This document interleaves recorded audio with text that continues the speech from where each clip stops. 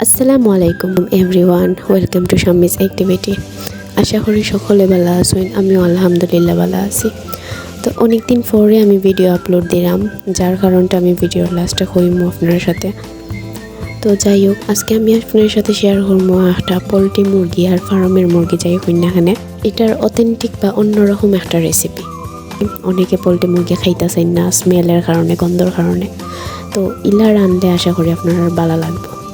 First of all আমি এখানেও কিছু পেঁয়াজ কুচি আর তেজপাতা দিয়ে পেঁয়াজটাকে ব্রাউন করলাম। পেঁয়াজের গ্রান অনেক ভালো লাগে, যার কারণে তরকারির মাঝে অনেক সুন্দর একটা স্মেল করে। পরে দিলাম আমি আপনার পেঁয়াজ বাটা, আদা বাটা, তারে ভালো করে মিক্স করে লইলাম।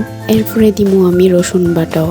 তো আমি কিন্তু অত পারদর্শী আসলাম না রান্নার মাঝে, আমার বিয়ার বাদে আস্তে আস্তে আমি সপ্তাহে গেলেছি আর কি। প্রত্যেকটা তরকারি আপনি মশলা আপনি যত কষাই বানানি, যত বাজিবা তত মজা লাগবে। এখানে দারচিনি এলাচি গুঁড়া দিলাম। আমি দারচিনি এলাচি গুঁড়া করিয়া রাখি দিই, কারণ এগুলো আস্তে আমার যদি খামরও পড়ে বা আমার কাছে লাগে অনেক বাজে একটা ফিলিংস আয় আর কি। তো এরপরে আমি দিলাইলাম এখানে 2-3টা টমেটো খাটিয়া। এরপরে দিমু হলুদ গুঁড়া, মরিচের গুঁড়া আর ধনিয়ার গুঁড়া। এরপরে স্বাদ পরিমাণ লবণ দিয়া বালা করে আবার মিক্স করিয়া মশলাটারে খসাইমু।